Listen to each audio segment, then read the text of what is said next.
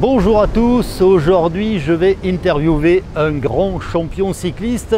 Nous sommes le 18 juillet à Carcassonne et c'est le jour de l'étape repos du Tour de France. Alors ce grand champion, il a quand même gagné 7 étapes sur le Tour de France et il a également gagné le Grand Prix du Midi Libre. Ensuite, il a été un grand directeur sportif et si je vous dis qu'il a été le directeur sportif de Bernard Hinault et de Laurent Fignon, là vous commencez à savoir de qui je parle. Si je vous dis que son surnom c'est le druide, ça y est, là vous avez deviné. En effet, je vais interviewer Cyril Guimard. Donc tout de suite, c'est l'interview vintage avec Cyril Guimard.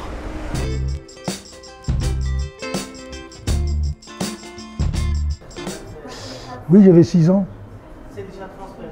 Et c'est le Père Noël qui était passé, qui m'avait donc amené un vélo au pied du sapin. Je ne sais pas s'il y avait un sapin ou pas. De cheminée, ça, il n'y en avait pas. Et c'est, en fait, c'est pas le Père Noël. C'était mon parrain qui avait joué au Père Noël.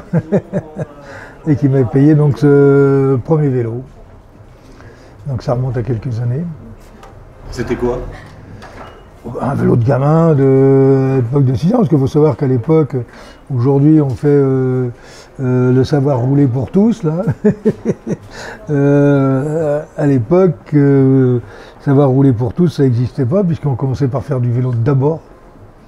Et on ne nous emmenait pas à l'école en voiture, d'ailleurs on n'avait pas de voiture. Donc on allait à l'école en vélo, quelle que soit la distance, et on revenait en vélo. Voilà. Et puis, un peu plus tard, après, j'en ai eu d'autres. Mais ça a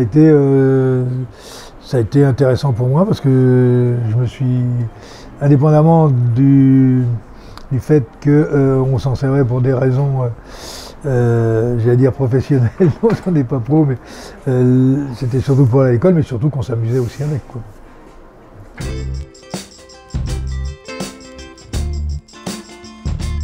Alors, mon premier vélo de course, c'est un vélo que je m'étais payé à l'âge de 14 ans, puisque à l'époque, il n'y avait pas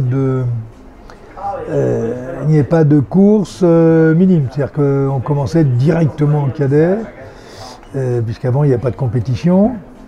Ce qui fait qu'on faisait d'autres activités sportives, comme moi, je faisais du foot et de la course à pied.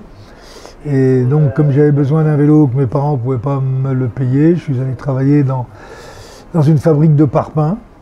Donc, je chargeais et déchargeais à longueur de journée des parpaings pour aller les livrer. Enfin, je ne conduisais pas le camion quand même. Et puis, quand j'ai gagné assez d'argent, eh bien, je me suis acheté donc, mon premier vélo. Donc ça, je suis allé au lendemain de mon certificat d'études. Et puis un mois et quelques après, j'avais assez d'argent pour acheter mon premier vélo, donc c'est ce que j'ai fait, qui m'a donc servi mes 2 premières années cadet. Voilà, un vélo qui valait 420 francs à l'époque, si mes souvenirs sont exacts. Voilà, et après, il a fallu que je rééconomise pour acheter les cuissards, même les chaussures. Non, les chaussures, j'ai emprunté de l'argent à la mère d'un copain pour me payer ma première paire de chaussures.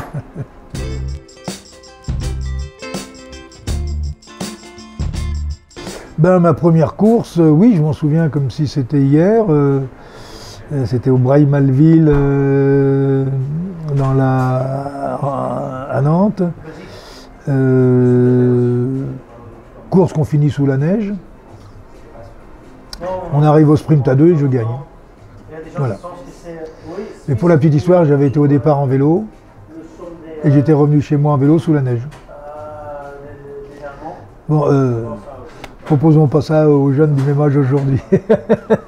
D'abord parce qu'on ne les mettrait pas sous la neige. Et voilà, donc c'était ma première course et donc ma première victoire aussi. Et avec le prix de la première course, je suis allé acheter des boyaux le lendemain.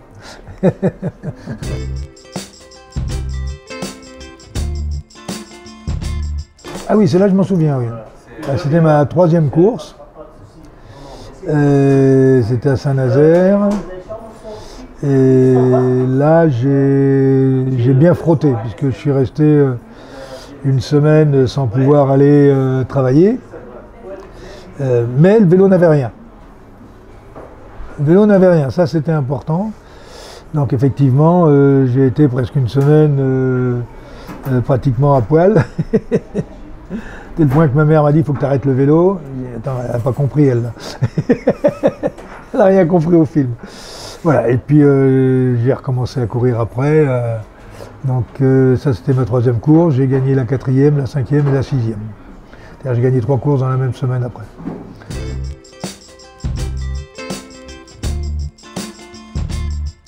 Ah, mon premier héros, vous ne le connaissez pas.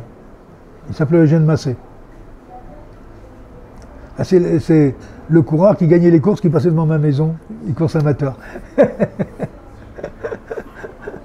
Qui d'ailleurs ensuite était le grand-père de la femme de Jean-Cyril Robin. Voilà. Bon, ben, après c'est... Mais bon, quand il passait dans la rue du Moulin au Coué, tu avais 2 cours, après une autre un peu plus loin. C'était toujours les 2 mêmes qui gagnaient, Eugène Massé et l'autre, je me souviens plus du prénom, il s'appelait Crochet. Voilà.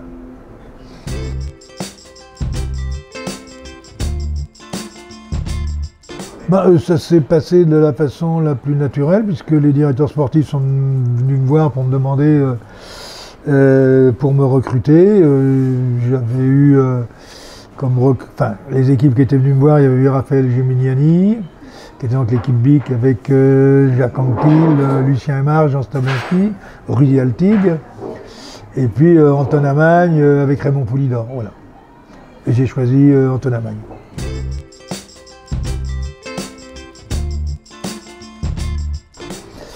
Parce que quelque part, le discours de Gemignani était, comment dire, beaucoup trop encenseur. Mais il n'y a pas de problème, tu vas voir, Anquetil, Altig, Aymar vont travailler pour toi. Bon. J'avais trouvé ça un peu gros quand même d'entrée.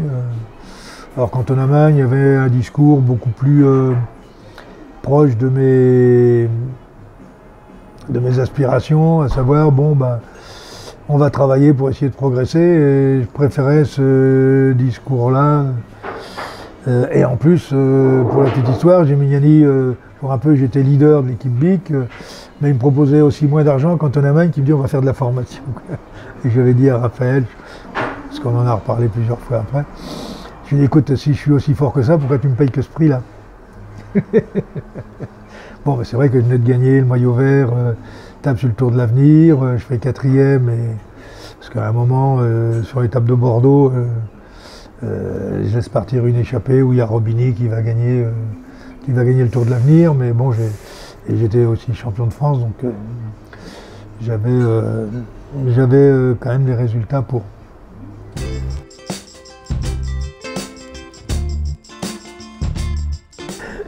De toute façon, depuis l'âge de 10 ans, pour moi, je savais qu'un jour je serais là. Alors, il y a beaucoup d'autres qui ont été comme moi, hein, qui ont eu.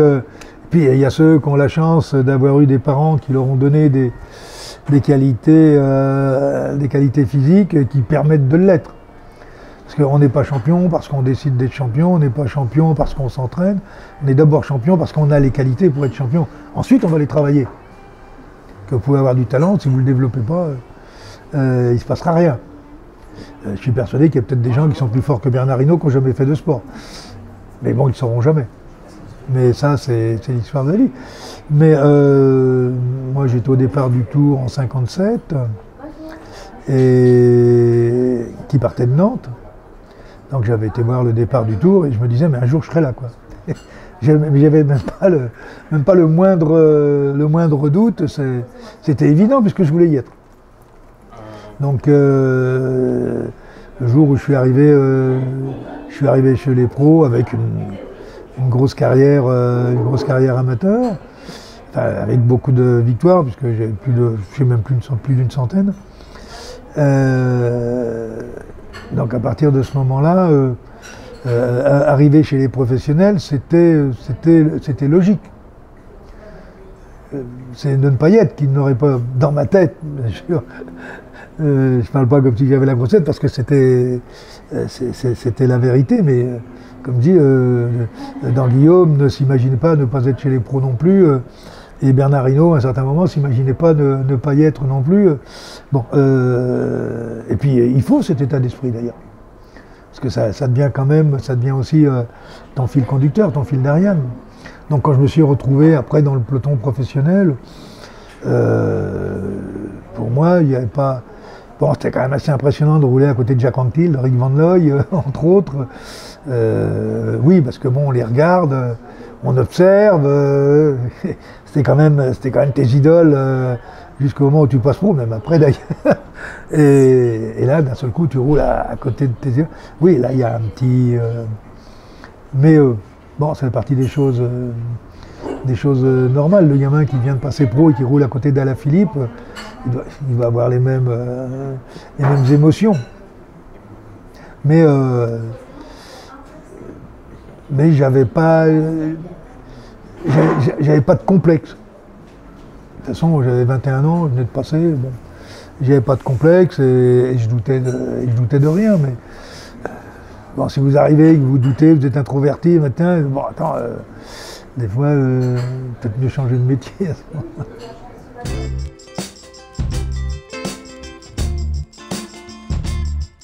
Vous savez, quand vous retirez l'abandon du Tour en 72, à 2 jours de la fin, donc je suis maillot vert et deuxième du classement général, c'est un peu... Bon, après, tout le reste n'a pas d'importance.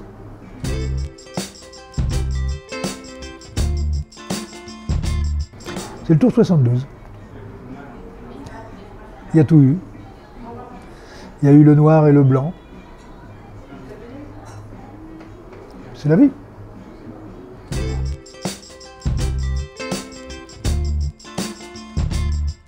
Ben, ça s'est fait parce qu'il y a toujours des concours de circonstances ou des situations économiques qui font que j'avais annoncé que j'ai arrêté la compétition en 75 puisque mon genou n'était pas réparable, ou alors dans des conditions qui ne permettaient pas d'affirmer que je retrouverais la totalité de mon intégrité physique.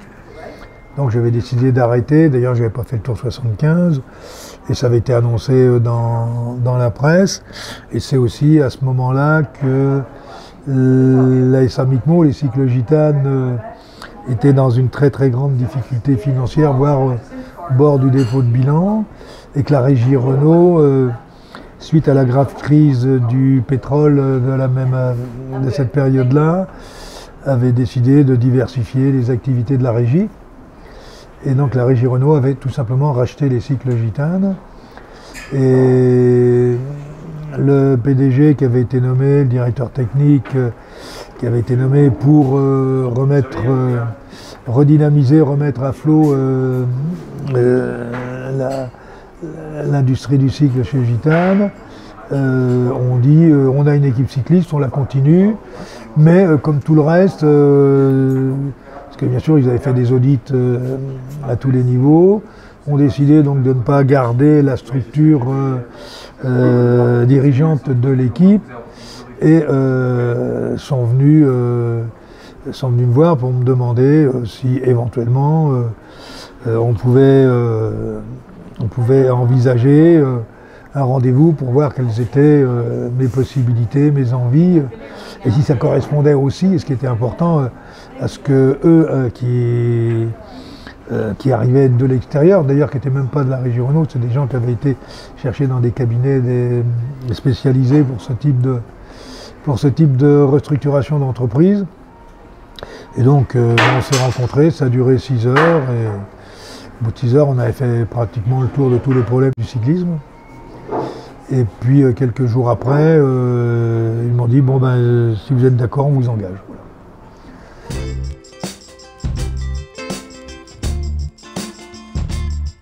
Bon, ça a été très facile, contrairement à tout ce qu'on prend, tout ce qu'on dit, sauf que chacun a sa personnalité, son caractère.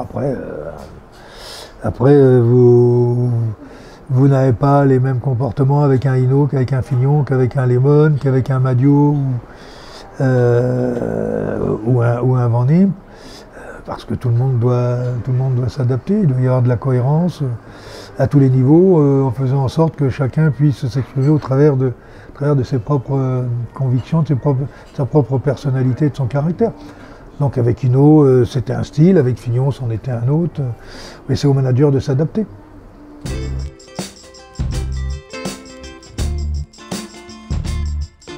Mais toutes les avancées technologiques, techniques, aérodynamiques, biomécaniques, elles viennent de la régie Renault. Quand je dis elles viennent de la régie Renault, elles viennent de notre initiative, mais avec la régie Renault qui a suivi et qui a amené les moyens technologiques, les moyens scientifiques, pour qu'on puisse faire toutes les études qui ont été faites. Oui, c'était intéressant, mais ça faisait partie de, quand je parlais des 6 heures tout à l'heure, ça faisait partie des choses que je voulais. Je voulais pas être le directeur sportif tel qu'il était, tel que l'activité, le métier était fait à ce moment-là, parce que j'avais noté un certain nombre pas de dysfonctionnements, mais il y avait des choses on était dépassé par un certain nombre de choses, et puis la technologie, tout avait évolué, mais pas dans le cyclisme, de façon générale, et je me disais qu'il y avait autre chose à faire, enfin il y avait des choses à faire, y compris dans le type de management. Et c'est là où, effectivement, on a modifié le type de management de façon fondamentale, qui est d'ailleurs aujourd'hui en application.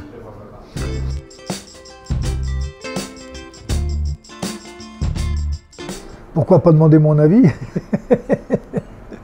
Je le donnais déjà en tant que coureur et en tant que directeur sportif. Non, en fait, moi j'ai une vie qui a toujours été dans une continuité, dans une logique, où tout m'a toujours paru, on va dire, naturel, quoi. Mais j'aurais pu faire autre chose, je suppose. Oui, j'aurais pu, je pense pas que j'étais trop con quand même pour faire peut-être autre chose. Donc voilà, et puis le problème il est toujours le même, quand moi je dis, et ça fait sourire, moi j'ai jamais travaillé sauf là et là. En fait, moi, j'ai jamais travaillé puisque j'ai toujours été dans une activité qui était ma passion. Donc, quand je fais de la radio ou de la télévision, j'ai pas le sentiment de travailler. Quand j'étais directeur sportif, même si tu faisais 15 heures par jour, pas l'impression de travailler. Quand j'étais apprenti au chantier de Nantes et que je travaillais après au chantier du Bijon dans la construction navale, oui, là, j'avais l'impression de travailler. Et quand je prenais mon vélo le soir, pour aller m'entraîner, là je travaillais plus. Tu sais, la notion de travail, elle est très subjective. Hein.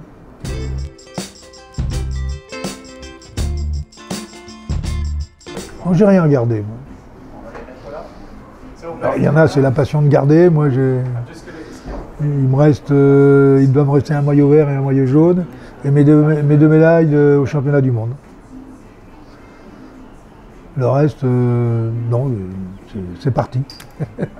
Soit dans des musées, soit chez des amis.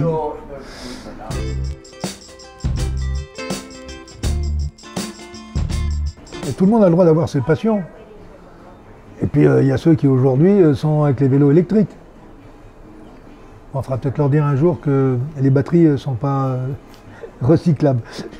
Donc en termes de pollution, mais d'un autre côté, c'est aussi quelque part quelque chose qui permet à des gens de continuer à se déplacer sur un plan ludique ou professionnel avec une aide mécanique.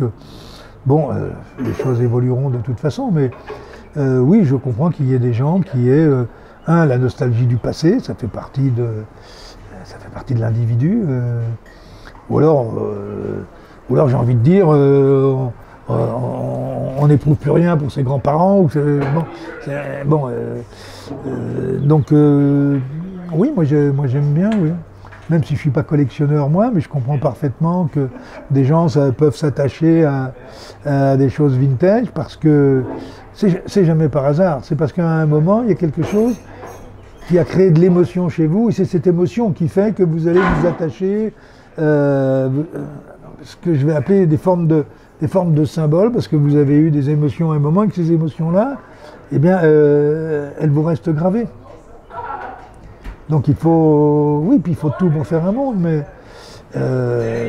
non, c'est bien. Et puis le fait de faire il y a beaucoup de manifestations vintage, c'est aussi la capacité à un moment où tu as 3 milliards d'amis sur Facebook, Et bien là, d'un seul coup, il n'y a plus face debout, il y a des gens qui vont ensemble, dans la convivialité, dans la joie, dans la bonne humeur, aller faire un bout de vélo sur des vieux vélos ou des vieilles voitures. Hein, c'est bon.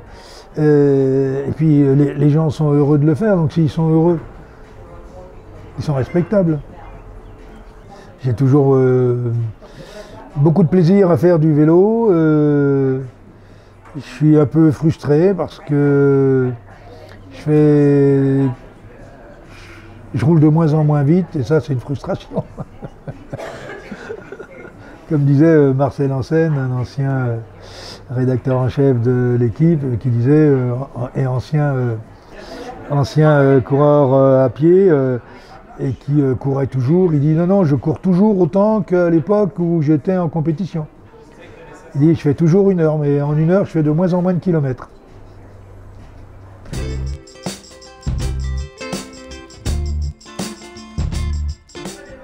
Le passage de l'EPO, tout simplement, on va dire de 90 à 2010, pour prendre dans un delta le plus large possible, qui a été une période, bien sûr après coup, parce que dans un premier temps, bon, plus l'Omerta qui vient derrière, une période qui n'est pas la plus glorieuse, mais est-ce qu'il ne fallait pas cette période, est-ce qu'il ne fallait pas l'affaire Festina pour remettre les choses en perspective. Donc voilà, il y a eu cette période, il y a eu la période aussi qui est toujours en cours aujourd'hui, c'est que la puissance des équipes et les résultats, quoi qu'on en dise, seront toujours liés quand même à une puissance économique derrière. Si tout le monde avait le budget de Ineos, on aurait peut-être des courses différentes, mais c'est pas possible. Si dans le foot tout le monde avait les budgets du Qatar, Reims serait à la hauteur du PSG. Oui, et Bordeaux ne serait pas descendu. Si vous grattez, il y a quand même des omertas dans certains sports. D'ailleurs, à une époque, on disait ah oui, mais les gens se dopent à cause de l'argent. Le sport le plus pauvre, c'est le nôtre. Bon, en dehors du volley, enfin de certains sports qui n'ont très peu de présence à la télévision, puisque c'est la télévision qui fait que l'argent vient ou ne vient pas. Mais le sport cycliste, c'est celui où on gagne le moins d'argent. Et je ne parle pas d'aujourd'hui, hein, c'était bien pire il y a 30, 40 ou 50 ans, donc on justifiait le dopage par l'argent. Alors expliquez-moi pourquoi il n'y en a pas dans le foot, dans le tennis et ailleurs, ou qu'on n'en parle pas. Alors vous savez, le dopage, ça existait au début des Jeux grecs quand même, hein, dans l'esprit. Puisqu'on disait, si vous êtes tel type d'activité dans l'arène, vous allez boire du sang de taureau parce que ça donne la force. Si vous sautez, vous allez manger de la viande de chèvre parce qu'elle saute. Je crois que l'envie d'améliorer ses qualités physiques, intellectuelles et sexuelles, parce que tout ça c'est la même chose. Bon, on a le Viagra aujourd'hui, mais il y avait bien d'autres choses avant, même si ça servait à rien, mais dans la tête ça marchait. J'ai presque envie de dire que par essence, tout individu a envie d'améliorer ses qualités naturelles pour être meilleur, pour essayer d'être le meilleur et d'aller chercher le pouvoir quelque part. Bon. Donc c'est un sujet récurrent qui existera encore dans 50 ans, voire dans 2000 ans, parce que ça fait partie de l'essence de l'homme. Alors après, c'est comment on met les barrières, qu'est-ce qu'on peut tolérer ou ne pas tolérer. Et puis bon, il y en a qui sont à droite complètement, d'autres qui sont à gauche complètement. Pas de connotation politique, mais il y a les ultra-machins et puis et que chacun pense détenir la vérité et avoir raison. La vérité, heureusement, personne ne la détient et personne ne la détiendra, à part ceux qui le prétendent. Je pense qu'aujourd'hui, le cyclisme, il est beaucoup plus propre qu'il l'a été à une certaine époque, et pour cause. Qu'il soit totalement propre, ça n'existe pas, c'est pas la peine de se raconter des histoires. Mais je pense que c'est sûrement l'un des, pour ne pas dire le sport le plus propre aujourd'hui.